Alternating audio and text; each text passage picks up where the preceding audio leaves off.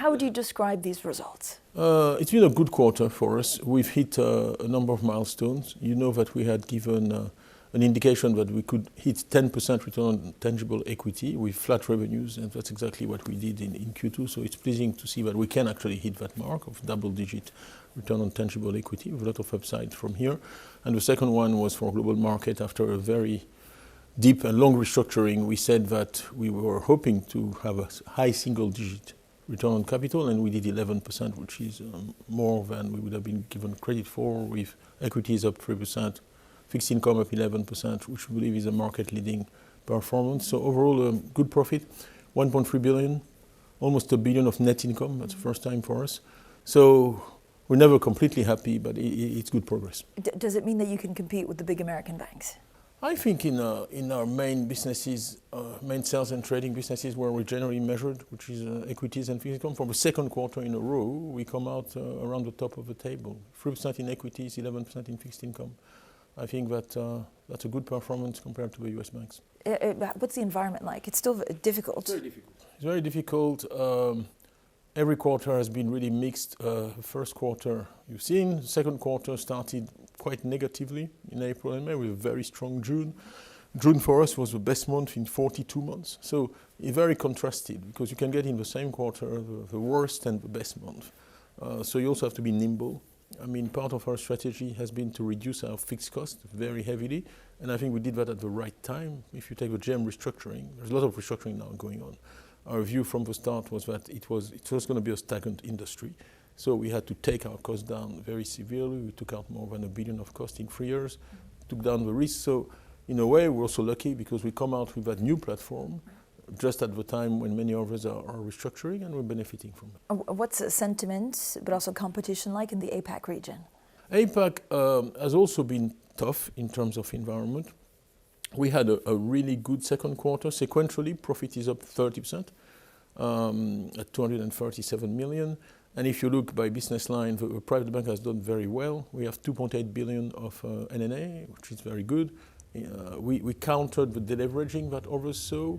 We created a number of products. One was a bundled leverage product that allowed us to, we did 1.3 billion of credit in the quarter when others saw deleveraging.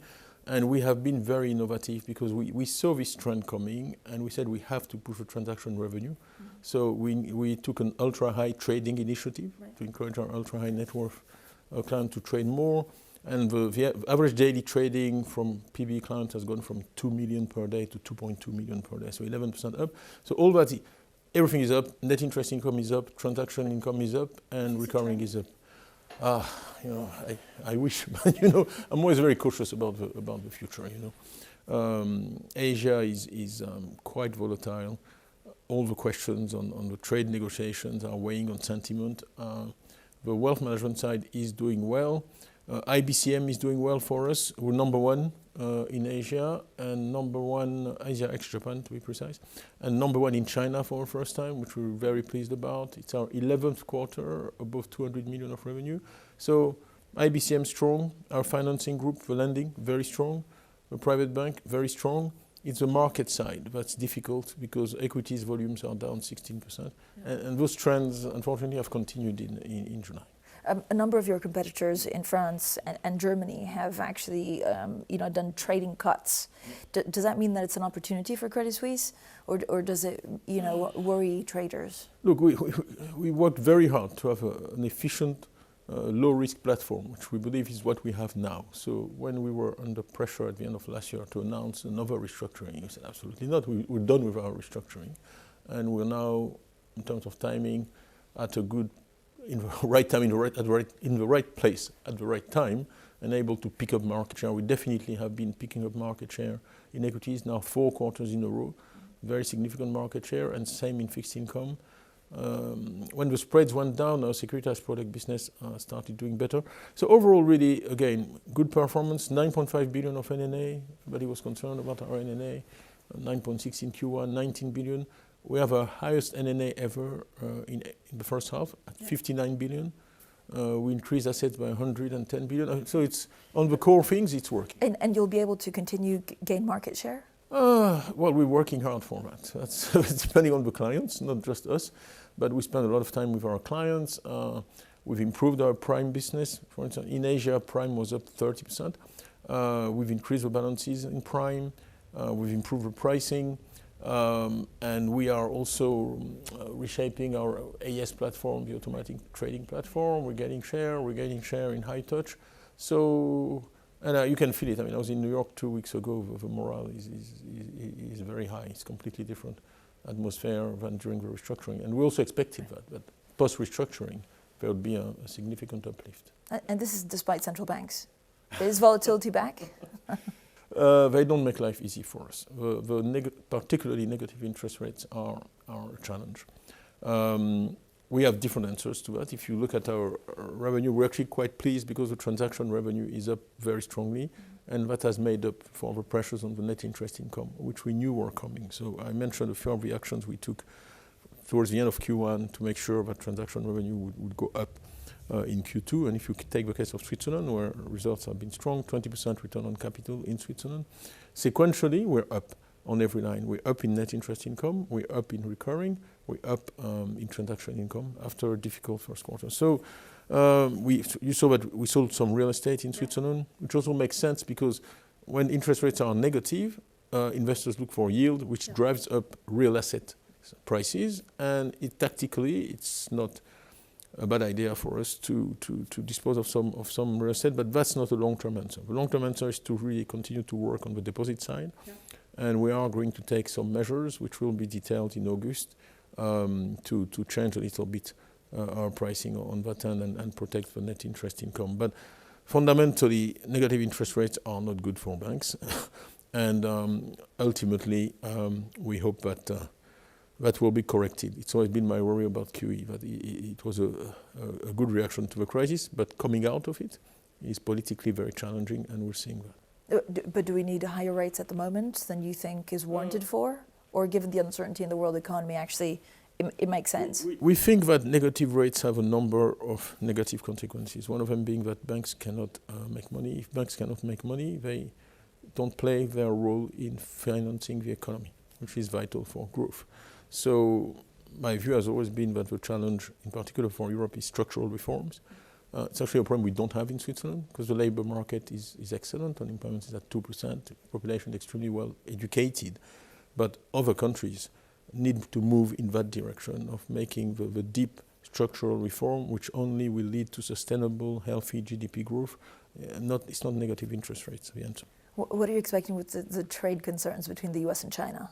Well, I hope that they'll get resolved because, you know, I've always been a free trader and I've always been for trade. It's been a force of good for the world. So we hope that the two countries can reach an agreement. But to be honest, we plan always, we hope for the best and plan for the worst.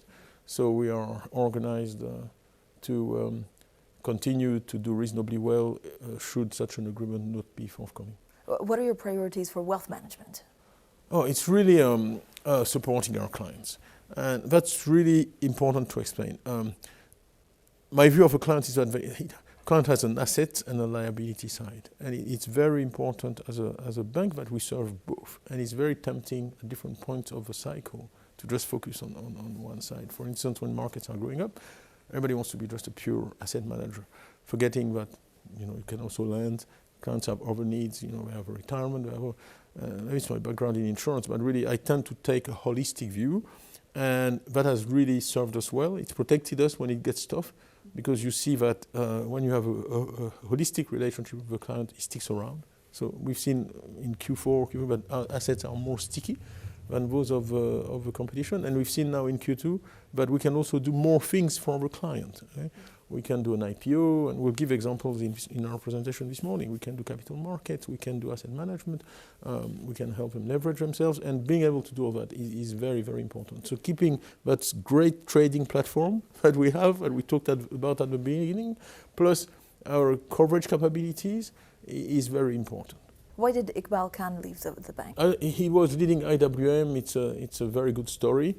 When I arrived, I decided to separate the onshore business in Switzerland, which is Swiss Universal Bank, and the offshore business, because I had the conviction that those were two completely different sectors, and that one was a potential huge growth engine, and I asked Isbal then to drive that, and he's done a very good job, and we wish him well. I mean, we have found a very good successor in Philippe Vedder, who was his CFO, who had appointed as his CFO, and who is very well known, knows the business in and out, so it's in the course of things. Is there a region where you want to grow wealth management more? Look, one thing I've always believed, but to grow in the end, you need a balanced strategy between mature and emerging markets. So that's a core characteristic of our strategy. The emphasis we put on Switzerland, which has been very good. We've grown assets in Switzerland at 5% in the first half, which for a mature market is something we find very satisfactory. So we've done very well in Switzerland, but also very focused on emerging markets. We've added 70 RMs in IWM that we just talked about, and that's the first time in 3 years, so we're growing 6% the distribution force, and we see opportunity everywhere. We were designated best bank in Latin America, best bank in the Middle East, best bank in Asia, and that's a situation we're comfortable with. The tough thing is now going to stay in that position. Talk to me about the UK. Yeah. What does a no-deal Brexit look like for Credit Suisse? Look, in the UK, we had already, as you know, reduced our footprint very significantly. We have about 50% fewer jobs than when I arrived. And we see the UK in our strategy as a very good platform for trading, and it's doing very well, actually. In that GM, global market performance this quarter, London did very well. I'm really pleased for teams in London. I went on the equities floor, which has been completely revamped. I reinvested, etc. It was a very different buzz. And we focus on the wealth management, which, of course, in London remains a big opportunity as long as it's a location for international ultra-high net worth individuals. But are you preparing for a no-deal Brexit, maybe more than end of March? Yes, of course. But maybe it's being an old firm gives us, as I said, we've been here since 1856, so we've been through quite a few changes in Europe in particular during that time. So we think that without any complacency, we think that we will be able to deal with this one new change. Are you still planning to share some of the back office costs with UBS? I think it's quite public now. For a long time, we used to say a Swiss partner. I think it's quite public, but we've been talking to UBS. Yes, the talks continue and have made good progress. Good progress with, will we have some kind of statement soon in a couple of months? If and when we have something to announce, my colleague Pierre, Sergio and myself will do so. Tidjane, Thiam, thank you so much for your time. Thank you, Francine. It's a pleasure.